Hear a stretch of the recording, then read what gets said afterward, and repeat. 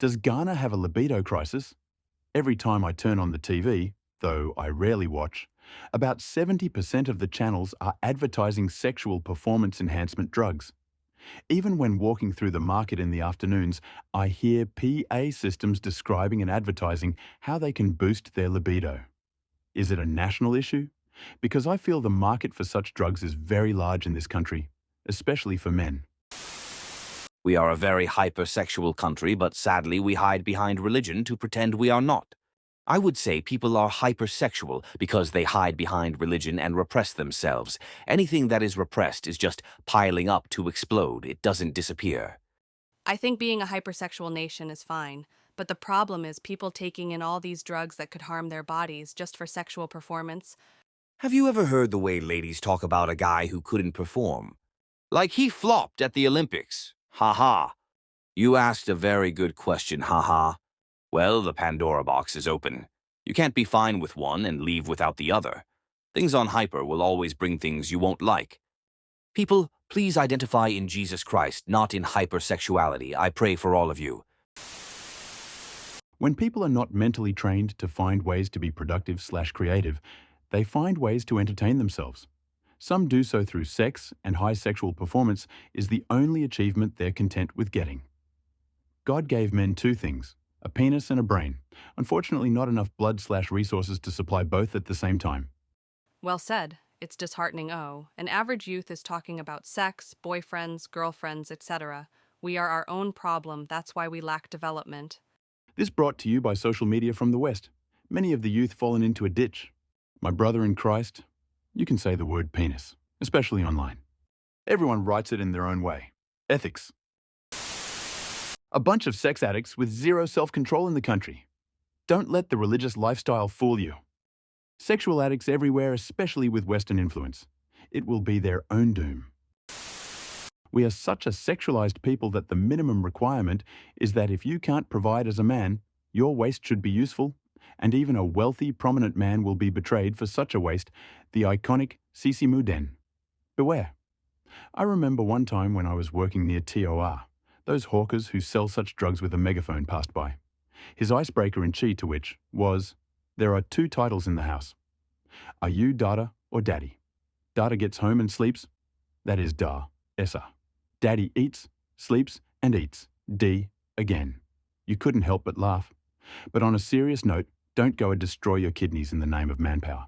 The same woman will move on when it is time for dialysis, and your Sisi Muden will be useless at that point. Exactly what I've been saying.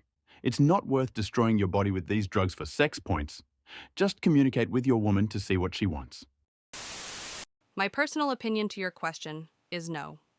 Ghanaian men do not need anything to help their libido. I have been with men abroad and men in Ghana. Ghanaian men are on another level. Their energy when it comes to sex is unmatched. They are tireless, at least the ones I have been with. So, no, they do not need libido drugs. Lol, it's easy for them to have taken a drug on your blind side. It's simple. If you know you have a lady coming over, you take it 30 minutes to an hour before she arrives.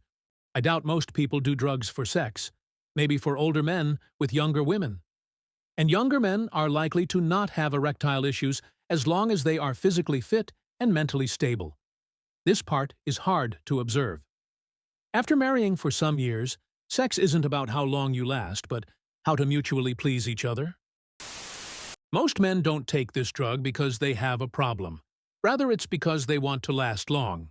For some, longer than normal. Some even resort to extreme methods like taking hard drugs and getting high before sex. Doing this, they can even go for an hour, which is crazy. To be honest, whenever I hear these feats, then I hope and wish I don't have a daughter because wodewe nina bi gumi bano. So some guy is going to worry my daughter with this? I. God forbid. Tofyakwa.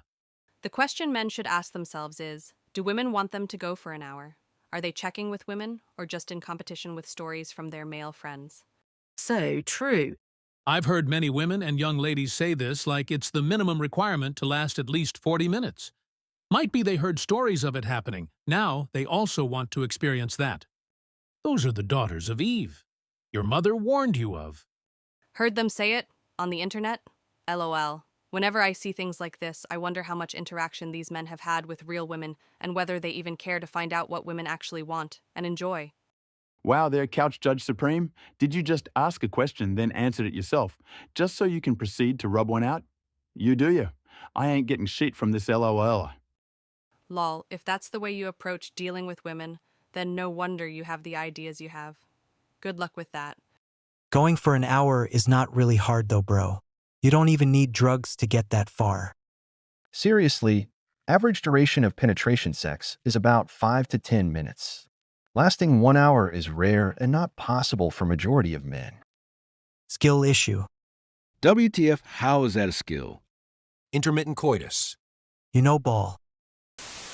When you think about it, Ghanaians and West African men in general drink a lot. Excessive alcohol consumption can lead to erectile dysfunction and other sexual issues, leading to the need of performance-enhancing drugs, unfortunately. That makes a lot of sense. Especially for men? Lol, women are drinking okra concoctions out here. Especially does not mean only.